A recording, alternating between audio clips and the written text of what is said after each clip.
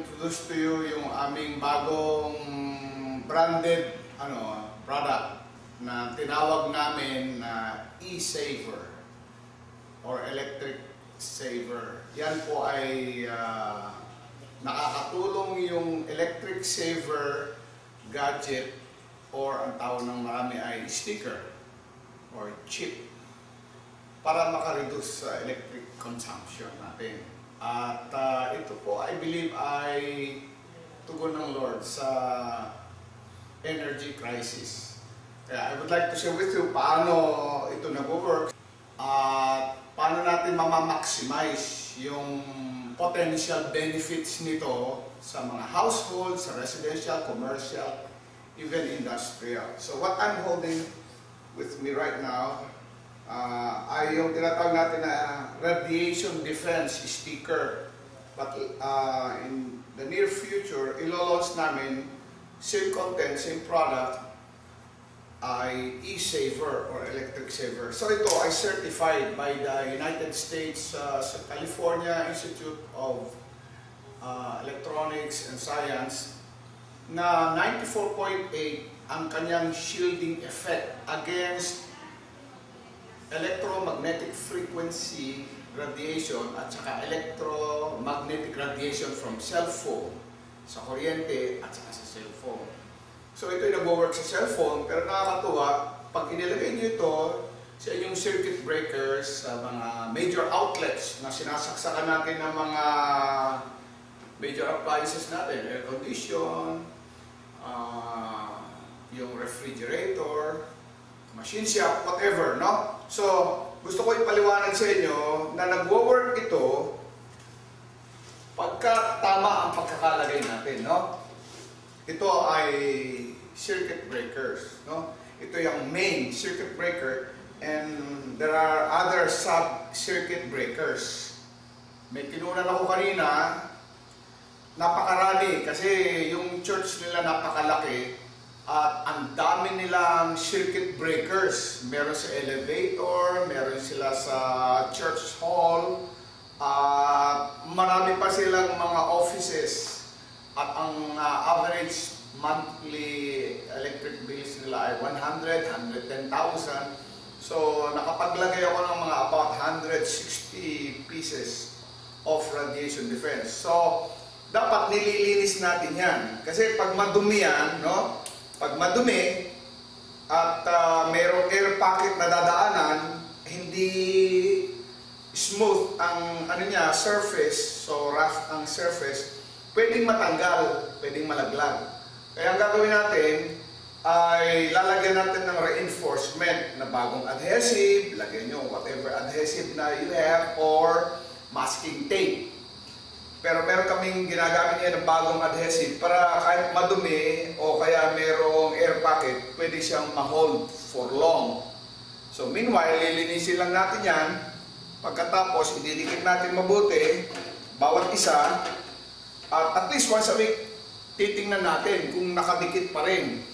Kasi yung mga bumaba ang mga kuryente sa aming pag-aaral, ayon sa aming pagsusuri, kasi properly installed or stuck ang stickers doon sa circuit breakers, ay iba nilagay sa harapan. Yung iba, meron nga dito naman nilagay yung sticker, so it won't work. So para ma-maximize natin, bawat sticker lalagyan natin. Kung ang inyong circuit breaker ay yung old style, no? Meron tayong tinatawag na ganyan na circuit breaker, pwedeng sa labas, pero mas maganda kung sa loob nyo lalagay. Kasi pag dito naman yung nilagay sa pinakang inner part ng box, kuryente kayo. Kaya dito nyo lalagay sa loob, no? Sa takip. Yan, pwede yan.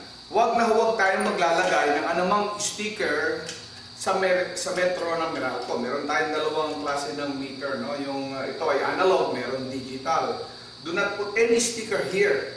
Or yung line ng Meralco pataas, huwag natin lalagyan yan, illegal yan. So ilalagay lang natin doon sa mga major outlets at saka sa circuit breakers.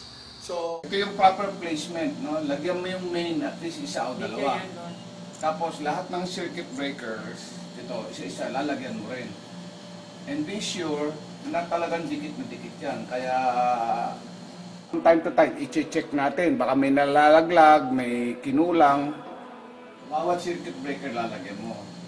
Tapos dapat laging nakadikit. From time to time, at least once a week, bibisitahin natin para ma-maximize natin yung effectivity ng stickers.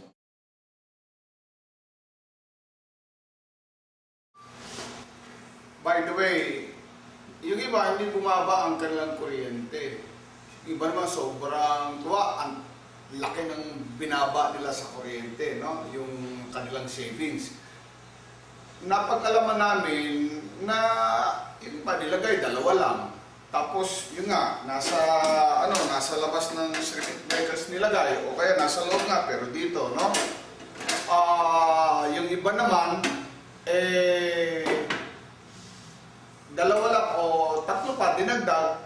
Yung marami na naglagay, at least pinakababa nakita ko na nag-work ng at least after 2 months, bumababa,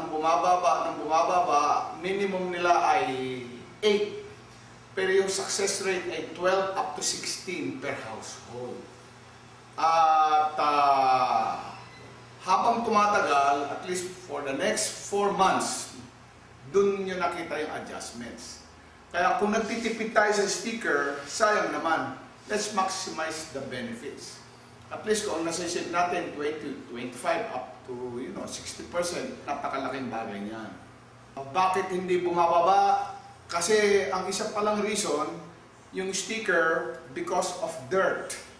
At saka merong air pocket doon sa pinaglagyan na circuit breakers. O kaya nagkakaroon ng problema sa pagdidikit, hindi even, rough yung pinaglalagyan. Nahuhulog. Pag nahulog, akala mo dahil may nakalagay ka ng sticker, sige, todo ng gamit sa kuryente, hindi talaga mag-work. So, it will be good and appropriate na at least once a week, titingnan natin, i-din natin ang gusto yung mga stickers kasi plastic yan in-improve po namin yan. Or lagyan natin ng support, lagyan natin ng masking tape. Let's see to it that the stickers are properly intact. At saka yung pagkakalagay, yung stockless, that the stickers are properly stocked. The probable reason ay yung palang outlets o kaya somewhere sa bahay o establishment may grounded ang kuryente. Nangyari na po yan twice. May sticker o wala, yung ikot nung cycle ng analog meter, ang bilis pa rin. Kaya it doesn't work. Nang in-inspect namin, nandun mismo yung electrician, sabi niya, ay sir, kasi grounded po yung kuryente nila. Nang tinanggal nila yung sticker, ganun din ang ikot ng cycle ng electric meter. So you have to also make sure na yung electrician ninyo, bisitahin naman ninyo yung inyong mga electrical wiring sa bahay. Baka po may faulty o kaya may mga undersized na mga wires na ginamit sa bahay. Ayusin din po natin yan. So we can maximize the blessings on savings on your electricity using our radiation defense stickers and soon will be called e-saver sticker.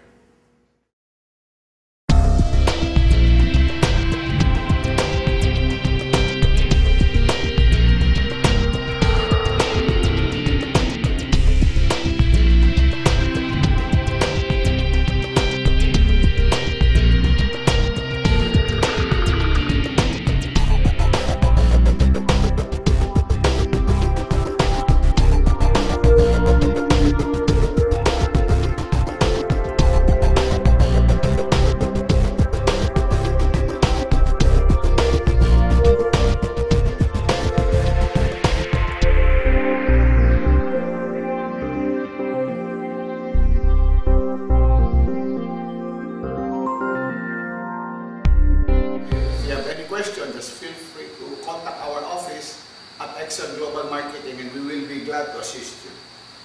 Okay, thank you.